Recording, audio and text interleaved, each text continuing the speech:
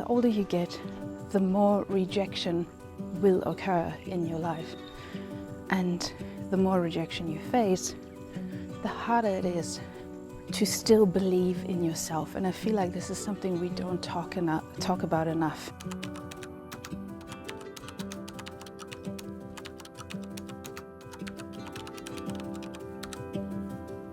So I have always been a big fan of the idea of it's never too late to start over. And I have started over quite a few times in my life, and I also know a lot of people who have started over, and I think in general I've always been most inspired by stories of people who have tried for something new after the old thing has failed. I think we all do. There's something very relatable to that, and I think that's something a lot of us desire. And I think the reason I'm so inspired by those stories is because to me that is the ultimate bravery. To break out of a circumstance that no longer serves you. And so I think as a society we focus a lot on the youth, on the young and the beautiful, especially as women. We're supposed to stay young forever, keeps us distracted, keeps us occupied. But so when you're young and you're trying for something for the first time, you have a little helper on your side. And that helper is called beginner's luck. And so beginner's luck obviously happens because you don't know what you don't know, right? And when you try something for the first time, you are able to approach this with unparalleled optimism and naivete because you have never failed in your life. It can still be scary when you're a beginner, and I remember when I was in my early 20s how scary it felt to start something, be that a new job or travels that I embarked on. It is scary.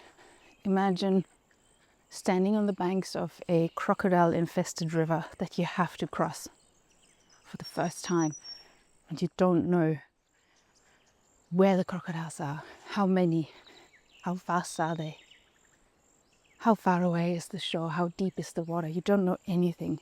That is terrifying.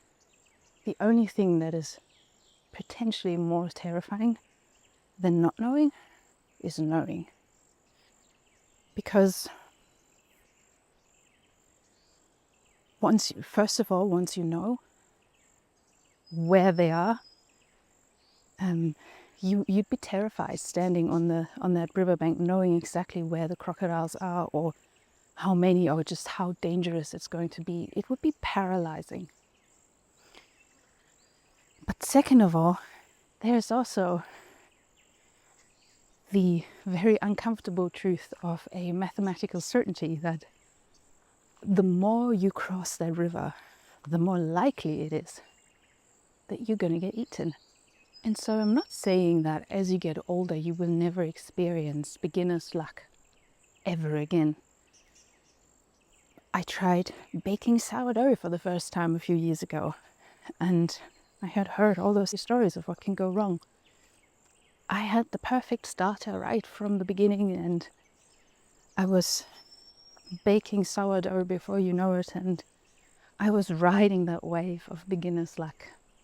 But that was also because, first of all, it was a field where I had never experienced any form of rejection before.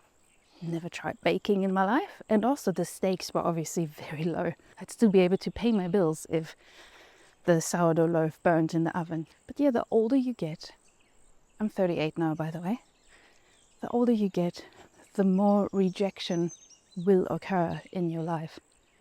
And the more rejection you face, the harder it is to still believe in yourself. And I feel like this is something we don't talk about enough. How much harder it is to get back on that bike once you've fallen off a couple of times. I'm a writer. And sometimes I envy younger writers, debut authors who are just starting out, and they are able to approach this journey of becoming a published author with so much hope and with so much determination. And I envy that naivete that they have, because I know in order to succeed as an artist, as a writer, you need to have that almost blind belief in yourself. You're only going to make it through because it is hard, and you are going to know rejection in that industry. And so you need to start out firmly believing in yourself. You need to really have a very, very strong stance in order to make it through. I don't have that anymore in my field as a writer, but I have something else. And so these days, I am just so much more impressed.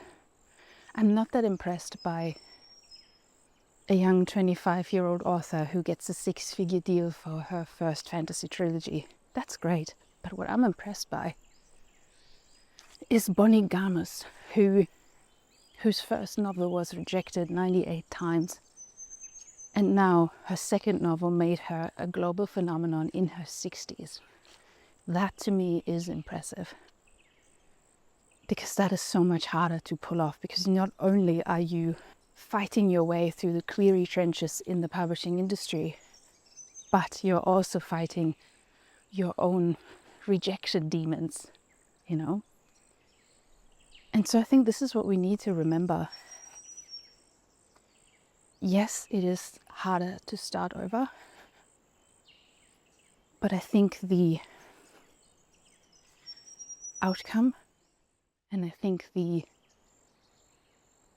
what we can win in the end is going to be so much more rewarding and so much bigger, and we're going to feel so much more proud of ourselves. And if we start over at a later age, we will become one of those stories. We will become one of those stories others talk about. And we can become one of those stories that give other people courage. There's no reason why you can't start over. And when you do, it will come from a place where you know 100% who you are, what your values are, and what you came here for, and why you embarked on this journey. And I think that lived experience, that knowledge, and that deep-seated wisdom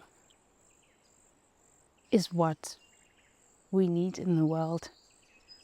And as I'm slowly approaching my 40s, I'm just so excited for it. I am not scared to get older. Carl Jung said that 40 is when your life really begins. Everything before that was just research. And so I think maybe it's not so much starting over, but actually just starting. It's never too late.